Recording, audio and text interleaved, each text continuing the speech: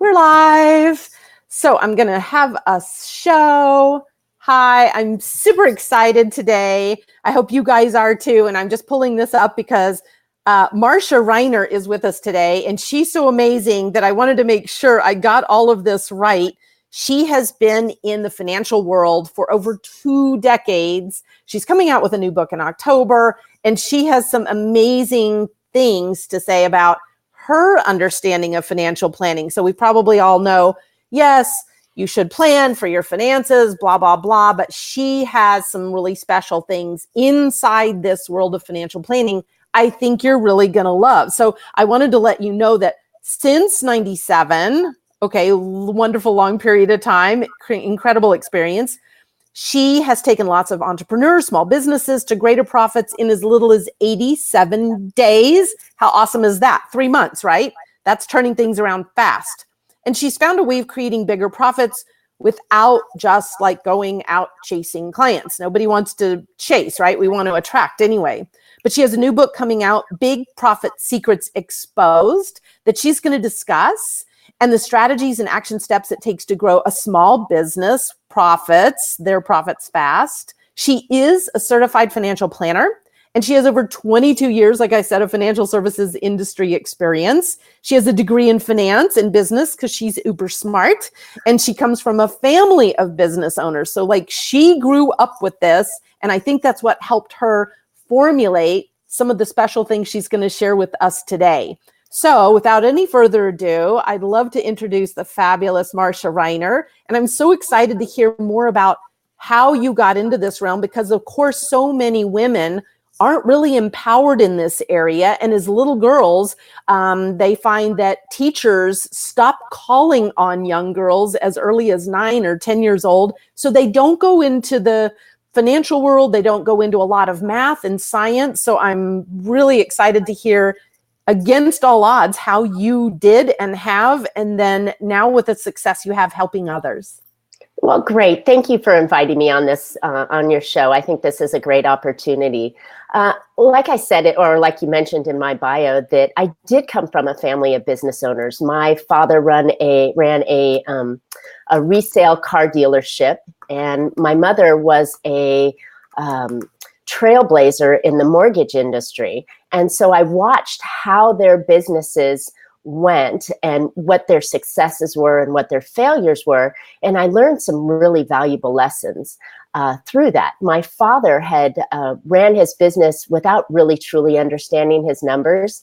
He lived a wonderful life and enjoyed spending money and having all the good things he did. But when he closed his business, he really didn't have much more. Because he didn't plan and strategize and take that money and turn it into something more.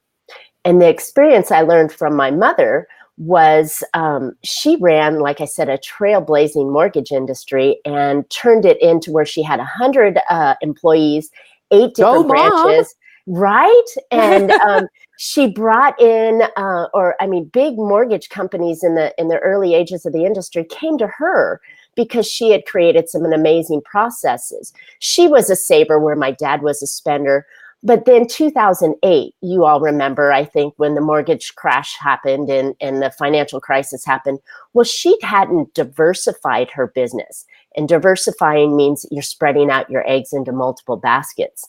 She hadn't diversified her business. And therefore, when 2008 hit, the mortgage industry shut down just about, and she was out of business. Now, she could have sold her business for $1 million just a few short years earlier, but she was making $1 million a year. And she thought, why am I going to pay that? Why am I going to take that? And you know what she ended up with? Her office furniture and a copier.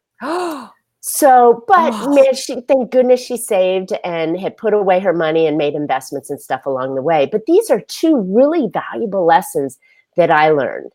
And then as I went through the business and started running my business in different ways, shapes, or forms, I started noticing a trend with a lot of my clients who were business owners.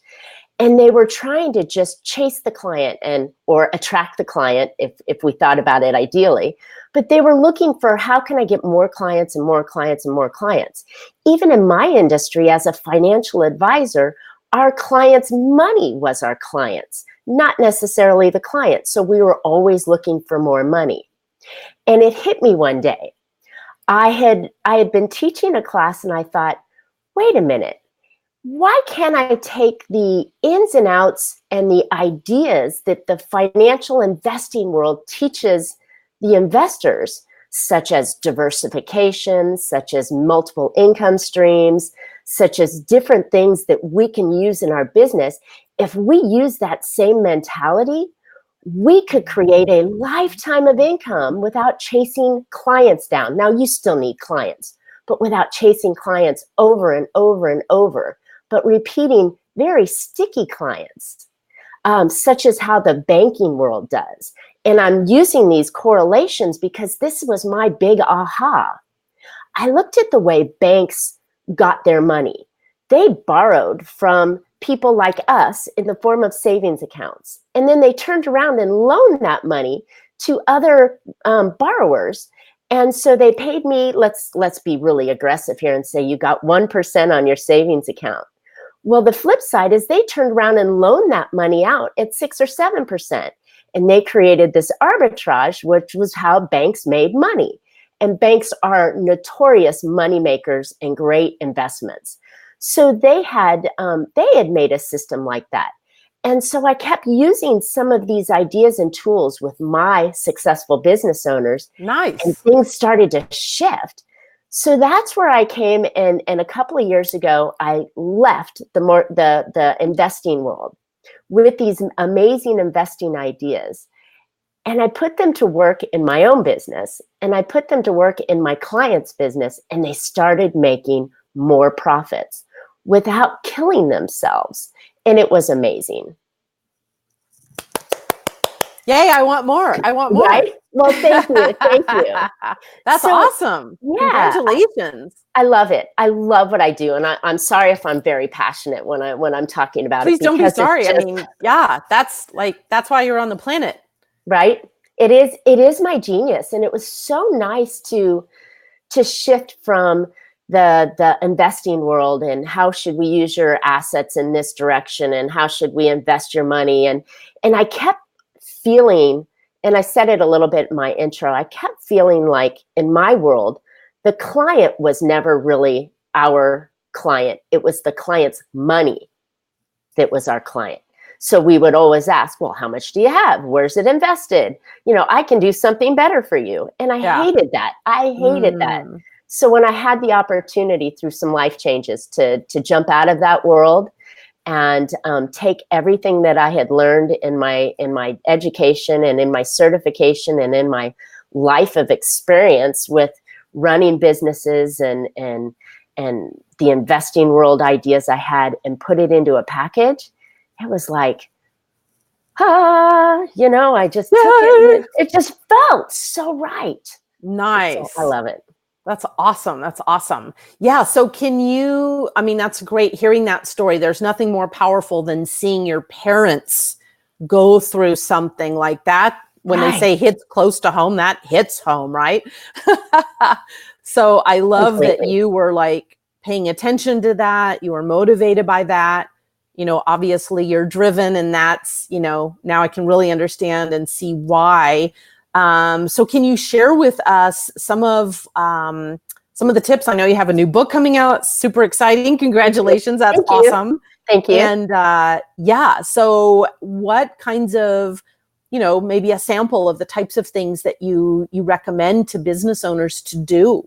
Absolutely. I would love. I'm a big sharer. So I come from a world of abundance that says, if I give you everything that you need, you'll go and take that and make a better place out of it. So I love giving. The first part of my process is understanding where I've come from and why I believe so heartedly in financial planning. And I have a different version of what financial planning means to me. Most people hear financial planning and they're like, I got a guy. He takes care of my investments. We're good. Right, right. And that was me. Right. You are not alone. And I face this battle every time I talk. Every time. My version of financial planning is more along the lines of a business plan. if we think about us as business owners, every single thing we do in our business involves money. And we talk about a business plan, and we do it either at the end of the year, hopefully, or January 1, and we create this, amazing plan, and we're going to go forth and we're going to do all this stuff. And then we put it in a drawer and forget about it. Maybe we'll touch back, halfway through the year. So I've taken financial planning in its core and shifted it on to the business owner and the business plan, and really created some deep strategies that will allow you to become more profitable, because you're looking at every decision you make, financial decisions you make, which are probably 95% of your decisions, and putting them with the plan that you created at the end of the year. So this is perfect timing as we're rolling into the fourth quarter. So I apologize. I heard a lot of words and I couldn't really extract something out of it. So I think and I would say probably, you guys let me know if I'm wrong. I'm betting no more than 3% of people watching this have any sort of a business plan. Correct. The business plan is, I need more clients and I need them today, and how do I get them? Correct. So there's no plan. There's no I'm looking for the next year and I'm doing. I would be shocked if more than 3% of the people watching this did that. Well, that's really sad to say or hear, but I completely understand it. And many of my clients have that same problem. They did a plan, or they say, oh, my goal is to do this amount a year. At the end of the year, I want to make 100,000. I want to make, 500,000. I want to make $1 million, whatever that number is that they want to make at the end of the year. A plan will give you the step-by-step backwards process on how to get that goal. Sure, but I think most people have no idea what the steps are, so they don't have any sort of a plan, because how do you backfill something you have no information on? Exactly. And that's why I've taken this financial planning model and put it on top of that business model and made it so simple and so easy that my strategies and processes just really make it clear cut and easy to go. So you can have a plan, and therefore you can make decisions. Am I on track? Am I not on track? Am I making the money? What do I need to do exactly to make that money? It is a business plan on steroids and made super simple. If that's not confusing, or stand up and sit down and turn around at the same time. No, that sounds great. I was wondering if there was even just one small step, one small strategy that would give us an idea of the types of things. Yeah. So I have part of my book and a lot of the explanations is a very, very, very simple math equation, and I call it my profit equation. And it's very simple. So hold on, get out your notepad, okay? It's called income minus expenses equals profits. Yeah. Okay, so in that profit equation, if I can show you different ways for you to find more income in your business, find ways to create longer lasting income in your business, you'll make more money. Of course. If I can show you different ways on how to spend efficiently and strategically inside of your business, you'll spend to produce income, and you'll make more profits. So that's where I have my basis on this financial planning. It's all around trying to make more income and spend more strategically so you have more profits. And it's all part of the plan. So where I start first with is that you've got to have clarity on your business. And what that means is you've got to understand where you want to go in your business. What is your motivating factors in your business? So what drives you to get up every Monday morning and battle and battle and battle? And then the third little piece of that clarity is you've got to have a reality check.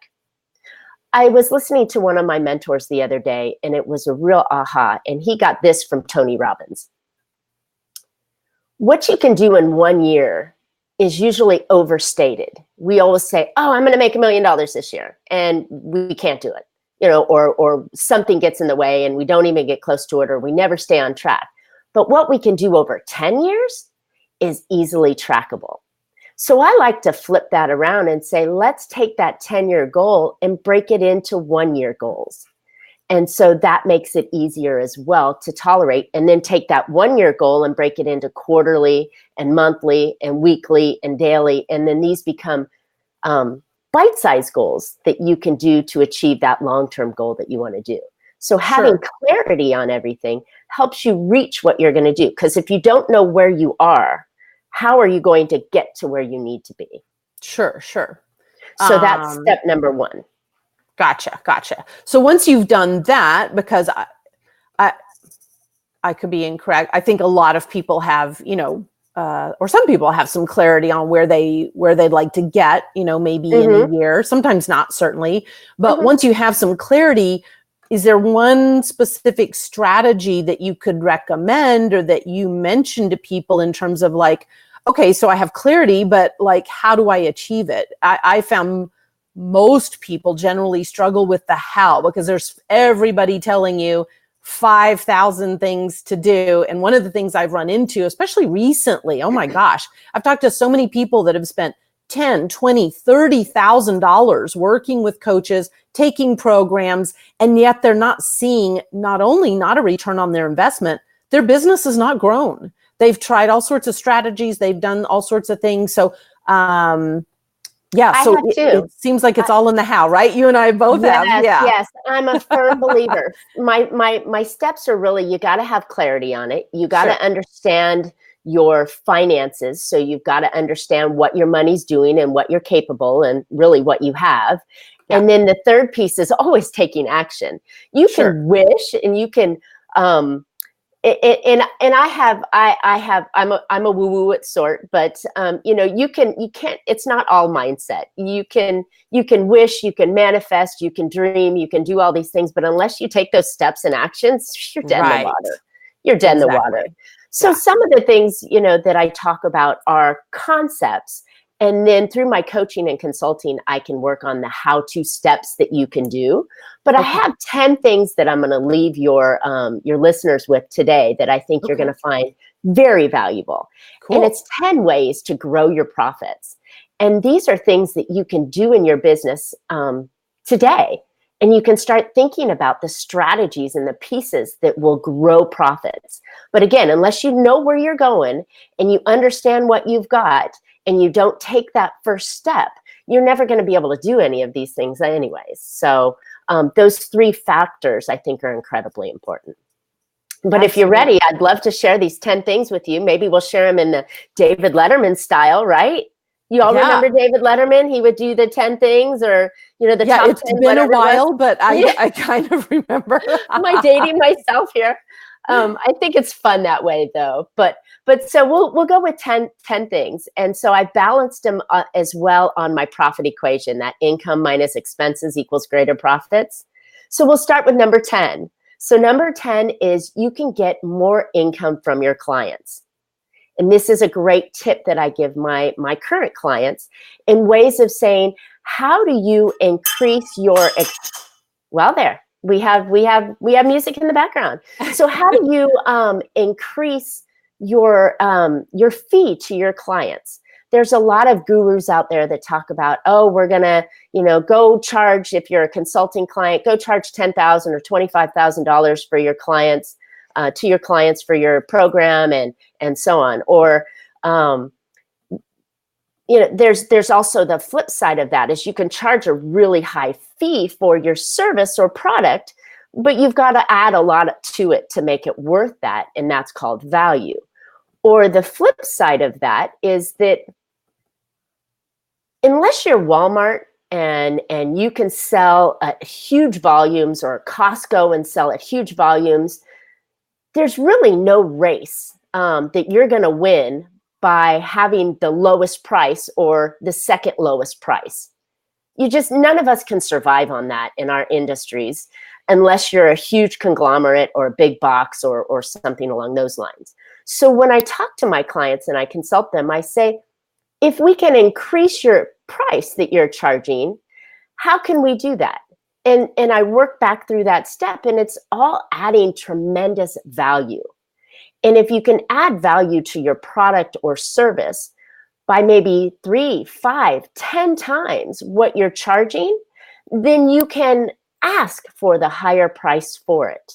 So as an example, if you're selling an intellectual product, such as coaching, then you offer multiple services within that product to that client, such as I'll give you this plan, or I'll give you the recording of it, or I'll give you these classes, or I'll give you this Facebook group. You're adding value that doesn't necessarily take away from your time, and you're not having to constantly chase the next client, but you can charge more for your services. Does that make sense? Absolutely. Yeah. Excellent. Excellent. So the second thing I like to do, or if we're counting down, number 9, let me get you in the little bubble there, number 9, is income from products and services. And that income comes from complementary products and services. And I'll give you an example. A non-complementary product or service is if you are a hair salon and you sell a website. Those two don't blend together, right? But what if you are a hair salon and you wanted to offer complementary products? Maybe you will offer a conditioning treatment, or you'll offer a shampoo and conditioner set for them to take home. Maybe you'll offer nail services. Maybe you'll offer makeup services. Maybe you'll offer blowouts. You could offer skincare products. You can offer different things that complement your lane of original services. And by doing that, it doesn't take a whole nother sales cycle to sell to your client. It becomes a complementary upsell or another recommendation to your existing clients. Does that make sense? I love that, because so many people, I think, don't expand their thinking to realize, oh, this would make sense to add into my business. This would make sense. This would make sense. And their vision is a little more narrow than it could be. So yeah, that's fabulous. I love that you're bringing that to everyone's attention. And all of these ideas, believe it or not, have come to me through the investing world. So I've taken those theories, and that's why this is all making perfect sense to me, is that these theories transfer over into us business owner, and we can take them and implement them quickly. So the third piece, or if we're counting backwards, number 8 is hiring mini U's. So most of us tap out on our time. And if you can remember the little guy from Austin Powers, the little mini-me. Mini-me. I want you to think of mini U's. And so with that, we tap out on time. I work a lot with medical professionals and chiropractors, and chiropractors can only see 8 clients an hour. So in order to do more clients, on top of selling additional complementary products and increasing their prices, but what they do is they hire another doctor. And that doctor's not getting the full cut of everything. They're able to say, my hourly rate for my doctor is $100, but through my service and all the additional things, my rate that I'm bringing in for this client is maybe $200. So now the owner of the company, by creating a mini U or licensing your idea, they're getting a cut off of everything that other person does. So you can grow your business and you can create more sales by creating duplicates of yourself. Yeah, beautiful. And then licensing, as if you want to just let go of everything and not have employees, you can license based on a fee or a price to come in and get this bid, or a commission off of their sales, someone else to reproduce what you're doing already. So it's another way to grow your profits on the income side that will make it easier without having to chase quite so many clients. So number, 10, 8, 9, 8, 7, yay, 7. So we all have cash in our business that we fear and need to hold on for rainy days. I highly recommend everybody have cash. But cash sitting in the bank, earning Today's rates. Okay. Basically nothing. A 1/4%, a 0.5%. If you got a lot of money, maybe you can get 1%. It's dead money doing you nothing.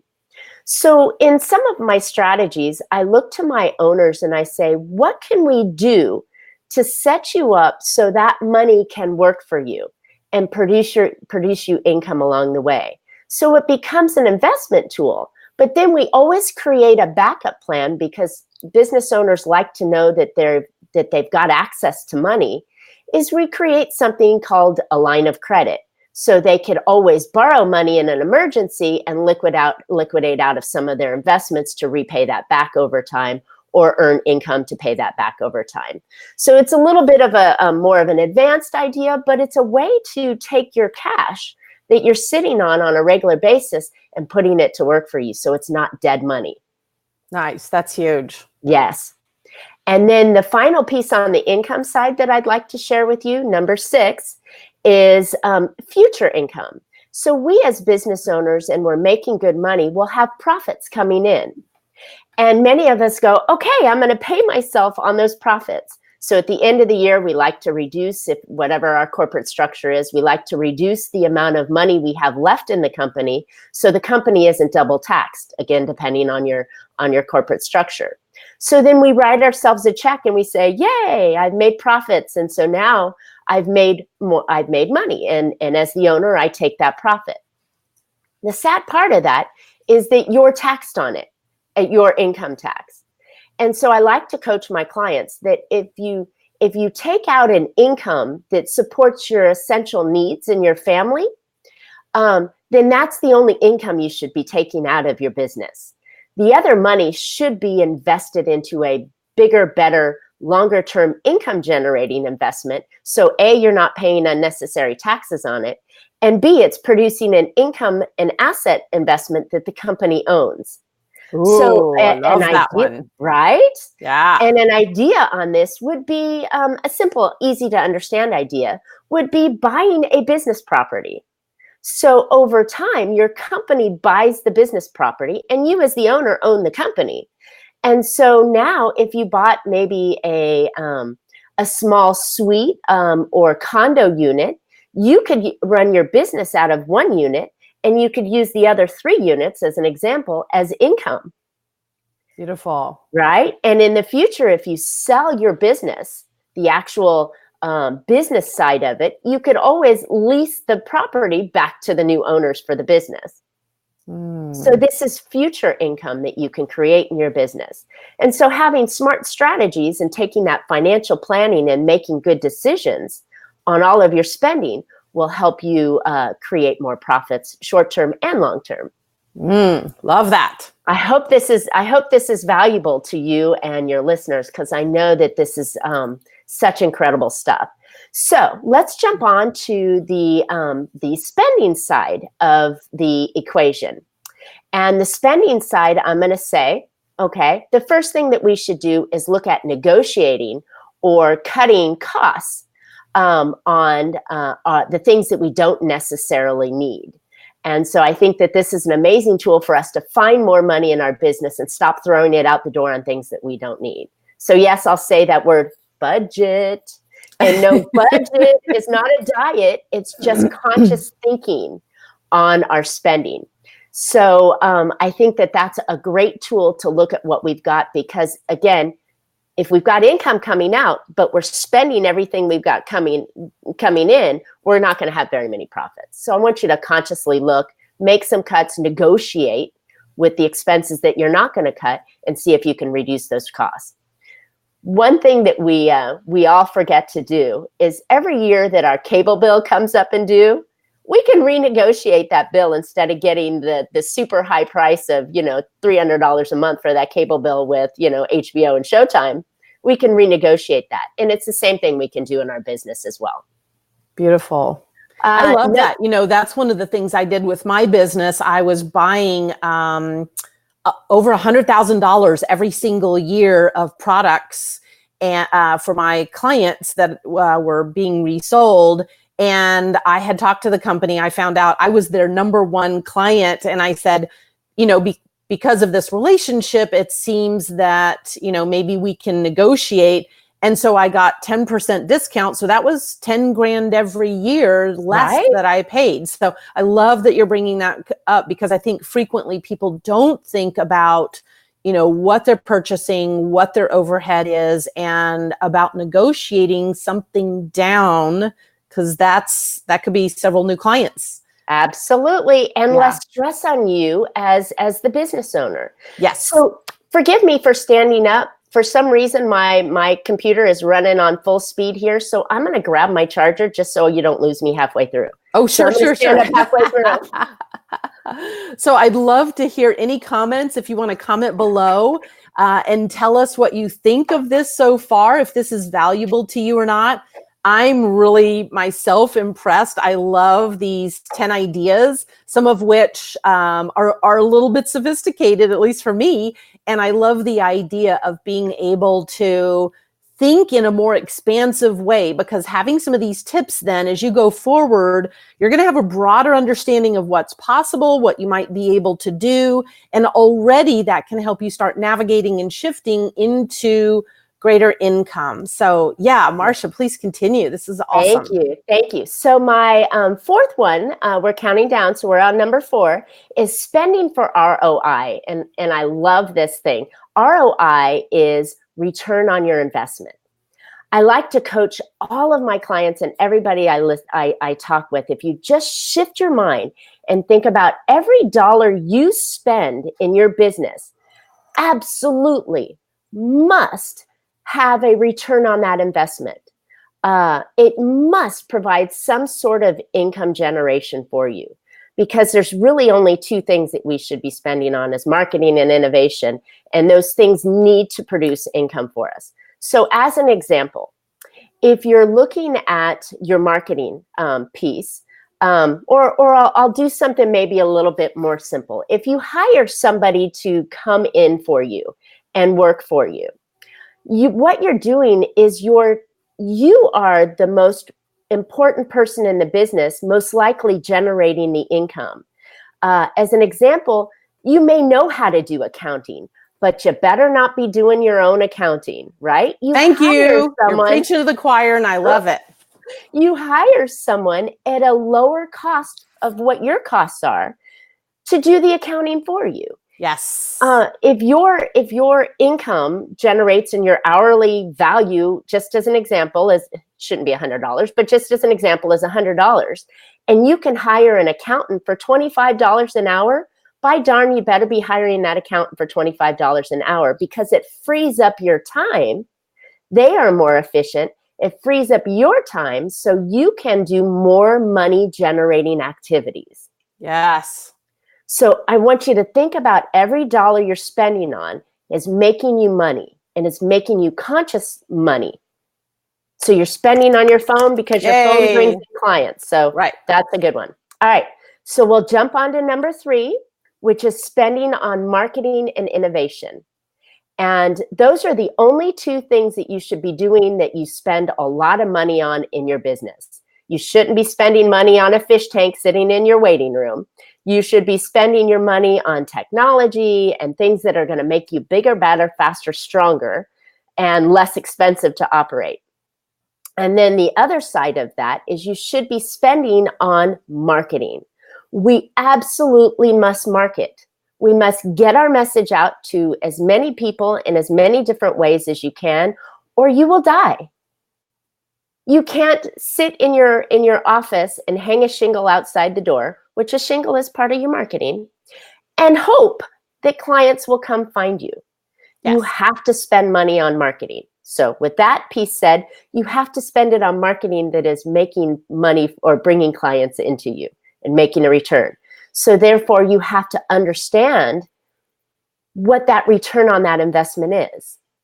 I like to think that you should get at least 3 times what you're spending on marketing. I like that number, and I use that number myself. I like to see 3 to 1. Yes, beautiful. Maybe even bigger if we're doing marketing that's good. So that doesn't mean that every marketing strategy you're going to do is going to turn around and give you 3 times your return. It may not give you any on the first time, but that means that you're consciously watching that marketing And in a short period of time, maybe a month, you're now going to change that marketing. And maybe it's the headline, maybe it's where you're sending it, but you're doing the work.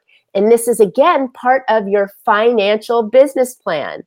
You're looking at your marketing and you're making strategic and tactical changes constantly.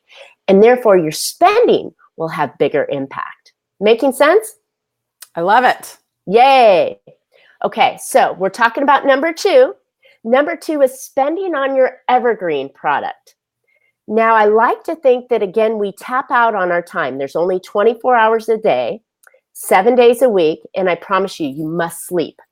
So if we're working too hard, and as business owners, we get to choose whatever 100 hours we wish to work a week, right? We're always thinking about our business, and we're always working on our business.